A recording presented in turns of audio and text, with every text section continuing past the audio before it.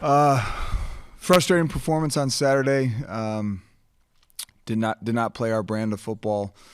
There's a lot to work on, and at the end of the day, Sunday provided an opportunity for us to identify the areas that we need to get fixed. Did not play well on special teams. Anytime you're giving up a blocked punt, that is not a recipe for success. Did not find ways to flip the field. Thought we did some good things on punt return, but in other phases had areas of things that had not shown up to this point. We gotta rebound in that area of all three phases. Found some ways to create takeaways. We're not able to convert those into points. Won the turnover battle, but did not win the points off of turnovers battle. That is a critical recipe to our success as a football team. And at the end of the day, it's an opportunity for us to look at square in the eye and get back to work and know that we need to improve as we approach going into a hostile environment against a very good Iowa team. So had a chance to review the film this morning. Excited to get back this afternoon and dive into Iowa. First question, Matt. Coach, can you walk us through the decision in the game at left guard? You ended up subbing a true freshman, Zomo Radakai, over Nick Herzog. What was the process there? Yeah, as we went throughout the week, last week, Nick was able to practice last week, but as the week progressed, some of the issues that he's been dealing with just continued to be nagging and lingering, and just really felt like, between Mo and Cooper there at left guard, that was going to be in the best interest of the group up front and Nick.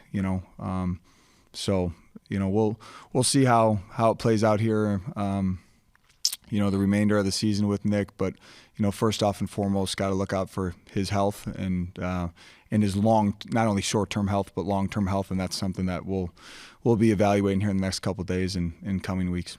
And then the decision to put Mo in the game, was that a depth chart decision, or was there an injury to Cooper?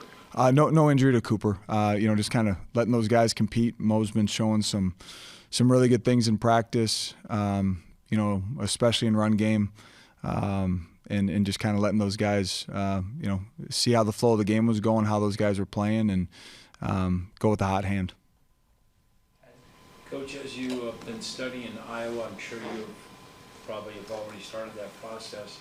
We know that Iowa over the years, particularly in the last couple of years, has been a very strong defense. What do you attribute through your analysts what's happening offensively? They seem like they've improved there.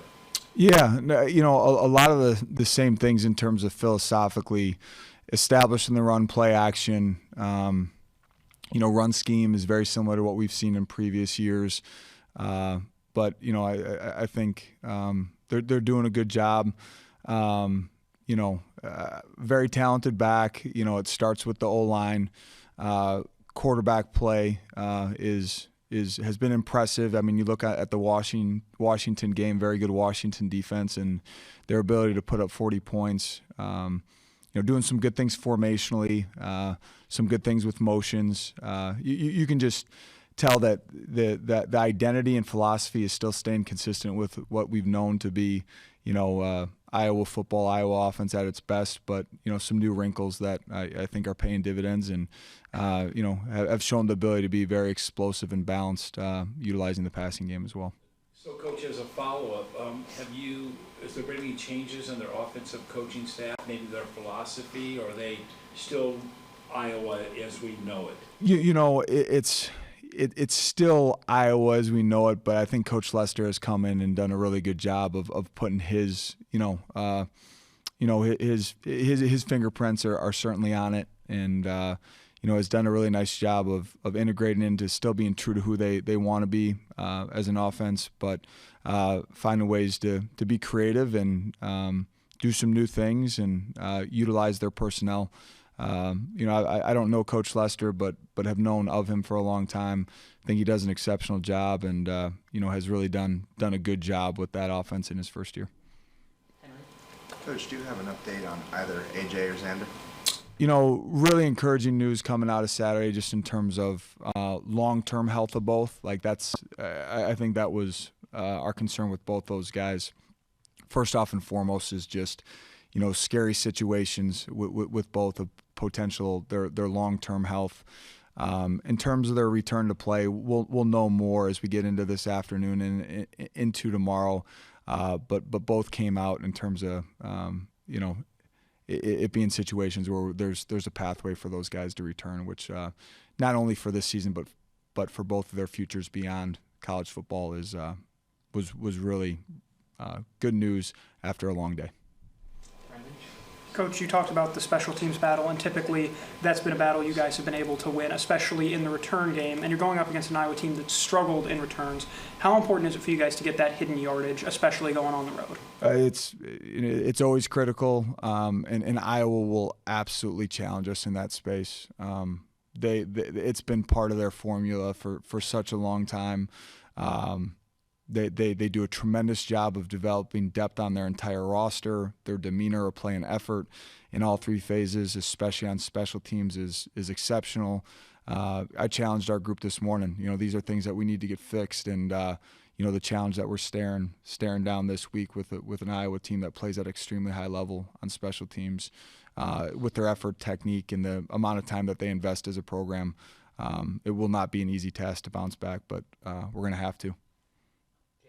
Coach, Damon Walters led the team this weekend with 11 tackles, nearly had his second pick in 2 weeks. How have you seen him really step into what's an unexpected role for himself during his redshirt freshman campaign? Yeah, I think anyone that was tracking on Damon throughout spring ball and fall camp would tell you that this is not a surprise, and would also follow that up by saying it's a credit to the young man's preparation, preparing like a starter regardless of the amount of snaps that he's been taking on defense.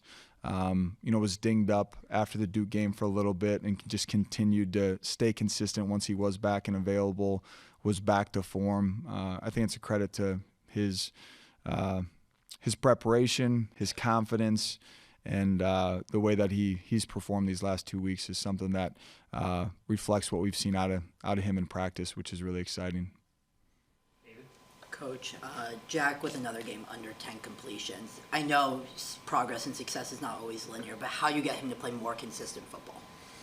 Yeah, it's a lot of things. An established run game, always helps staying ahead of the chains, not creating 1st and 15 or 2nd and 15 situations with procedural penalties. I thought he did some great things with his feet of creating some first downs. But part of it's trust in the pocket when the pocket's there for him. Part of it there in the second half is, creating more scenarios when we're not operating out of, the shadows of our own goalposts. Jack also knows that, the performance that he put on tape on Saturday wasn't his best. He'll be the first one to tell you that he's hungry to get back to practice and improve. But, it comes down to a lot of things. But to your point, it's not always linear. Have full faith in Jack and everyone around him to bounce back after a tough performance and play winning football against Iowa. Up on that, how